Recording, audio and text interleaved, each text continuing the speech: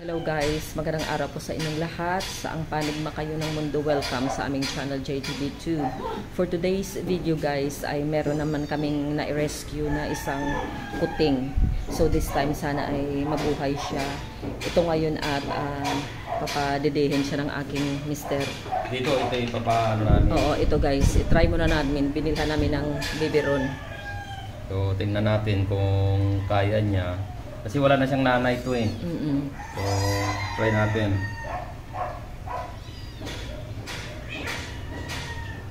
Ay, nagdididi rin siya. Ay, nagdididi ba? Ayan, tingnan mo. Ay, wow guys, tignan mo. Ay, nakakalibang naman ito. Ilayo mo kung ilayo. Yan o. Pero tingin ko, try din natin dito tayo siya. Sige, ikaw, ilagay mo dyan. Ibuhos mo dyan. Ito yung iba. Malalaki ito. Tingnan natin. Ay, ito gusto niya dito sa chupon. Ito. Yan o, yan o. Ito. Sige, try. Ayun, gusto niya. Yun pala eh. Ito pala yung gusto guys. Yan, mas gusto niya pala. So, mas okay pala. Isa yung Oo. Parang medyo nahirapan siya sa battle. Binila na nga namin to. Ito siya, meron yung maliit. Ito binita ng aking anak kanina. Ayan o, yan. Maliit siya. Oo. Pero mas gusto niya yung gusto niya. Itong ibang mga malaki. Mas gusto niya yung nakahain lang sa kanya. Sana mabuhay ito. Kasi meron din kami dati na mga kuting rito. Umuwi sila rito guys na hindi naman namin. So, pag nandito na, inalagaan na lang namin. Partner, pag dagdagan mo ulit. Ay, wow, sige, dali, go. Ito naman, kagabi, habang tulog na kami, may mga bata na nakita nila itong kuting sa kalsada.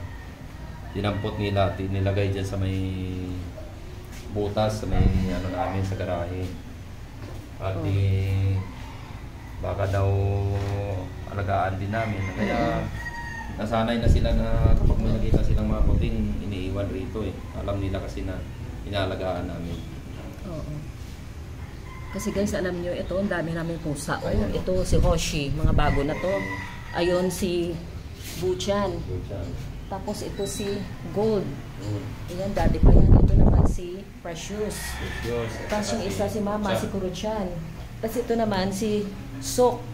Tapos ito naman yung tatlo na to, ito mga Marikina cats. Ayan, pusa ito ng girlfriend ng aking anak. Nagbakasyon muna sila pero babalik din sila dun sa January sa Marikina. Ayan sila, si Ngenge, si Sungit, and then si Bulag. Ayan, Bulag na sa baba na yan eh. Ayan, parang siguro napusog na siya kasi konti lang naman yung naano niya eh. Ayan na. Kaya alam muna natin siya. Ayan, meron din silang diyan sila nagdumudumi para hindi babaho. Ayan sila. So sana mabuhay itong maliit na to. At gustong gusto yung mga kulay itim din na to eh. Ayan siya. Wala nang nanay yan. Partner, inano na ng pusa yung sinulid ko. Teka muna guys, pumasok na sa ventilador. Karton para hindi siya gagala sa labas. Kasi lalabas mamaya sa kalsada yan, delikado. Ngayon, lagay lang muna namin dito sa karton. Oo, dito lang muna guys, pansamantala. Para hindi siya malamigan. Oo. Lagyan na namin siya ng selan alagaan ng mga kuting. Ang kuting kasi sobrang sila, sabi ng doktor na yung mga vet ng pusa namin. Pag ganito na kaliit, eh talagang medyo masilan talaga yan. Bibira daw kung minsan mabubuhay. Kung wala na yung nanay, iba kasi yung nanay yung aruga. Ngayon, sana. Lalo na guys, kunyari, binubuntis pa lang ng mother cat, tapos may sakit yung mother cat, may hawa yung mga baby, pag pinanganak yun sila yung magdadala ng sakit. Kaya ang hirap nila buhay. Ayan, partner. Ayan, dito lang muna namin lagay sa karton. Pag umuwi na siya, na malaki na, pwede na malayo yan eh. Okay, thank you so much guys. Okay guys, pag-support salamat. lagi sa aming channel, please subscribe and like to our channel, JTV2.